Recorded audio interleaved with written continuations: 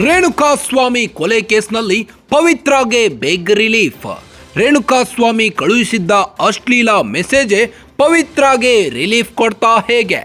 ಪವಿತ್ರ ಗೌಡಗೆ ರೇಣುಕಾಸ್ವಾಮಿಯಿಂದ ಅಶ್ಲೀಲ ಮೆಸೇಜ್ ಬಂದಿರುವುದು ನಿಜಾನಾ? ತನಿಖೆಯಲ್ಲಿ ರೇಣುಕಾಸ್ವಾಮಿ ವಿರುದ್ಧ ಆರೋಪ ದೃಢವಾಗಿದೆ. ಚಾರ್ಜ್ ಶೀಟ್ ಸಲ್ಲಿಸುವ ಹಂತಕ್ಕೆ ಬಂದ ಪ್ರಕರಣ.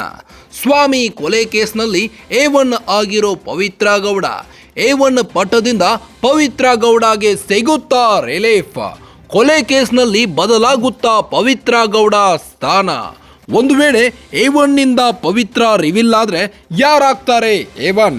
ಚಾರ್ಜ್ ಶೀಟ್ನಲ್ಲಿ ಬದಲಾಗಲಿದೆ ಇನ್ನಿತರ ಆರೋಪಿಗಳ ನಸೀಬು. ಪವಿತ್ರ ಸೇರಿ ಮೂವರಿಗೆ ಬಿಗ್ ರಿಲೀಫ್ ಸಿಗುವ ಸಾಧ್ಯತೆ ಇದೆ.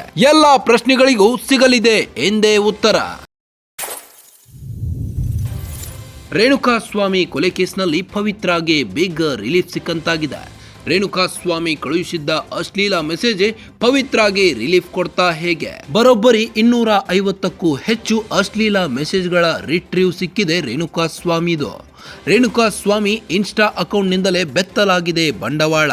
ಹೀಗಾಗಿ ರೇಣುಕಾಸ್ವಾಮಿ ಕೊಲೆ ಕೇಸ್ನಿಂದ ಪವಿತ್ರಾಗೆ ಬಿಗ್ ರಿಲೀಫ್ ಸಿಗುವ ಸಾಧ್ಯತೆ ಇದೆ. ಪವಿತ್ರ ಗೌಡಗೆ ರೇಣುಕಾಸ್ವಾಮಿಯಿಂದ ಅಶ್ಲೀಲ ಮೆಸೇಜ್ ಬಂದಿರುವುದು ನಿಜಾನಾ? ತನಿಖೆಯಲ್ಲಿ ರೇಣುಕಾಸ್ವಾಮಿ ವಿರುದ್ಧ ಆರೋಪ ದೃಢವಾಗಿದೆ.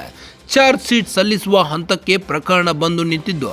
ಸ್ವಾಮಿ ಕೊಲೆ ಕೇಸ್ನಲ್ಲಿ A1 ಆಗಿರೋ ಪವಿತ್ರ ಗೌಡ, A1 ಪಟ್ಟದಿಂದ ಪವಿತ್ರ ಗೌಡಗೆ ಸಿಗುತ್ತಾ ರಿಲೀಫ್? ಹಾಗಾದ್ರೆ ಕೊಲೆ ಕೇಸ್ನಲ್ಲಿ ಬದಲಾಗುತ್ತಾ ಪವಿತ್ರ ಗೌಡ ಸ್ಥಾನ?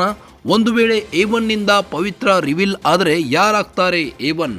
ಚಾರ್ಜ್ ಶೀಟ್ನಲ್ಲಿ ಬದಲಾಗಲಿದೆ ಇನ್ನಿತರ ಆರೋಪಿಗಳ ನಸೀಬು. ಪವಿತ್ರ ಸೇರಿದಂತೆ ಮೂವರಿಗೆ ಬಿಗ್ ರಿಲೀಫ್ ಸಿಗುವ ಸಾಧ್ಯತೆ ಇದ್ದು ಎಲ್ಲ ಪ್ರಶ್ನೆಗಳಿಗೂ ಸಿಗಲಿದೆ ಎಂದೇ ಉತ್ತರ.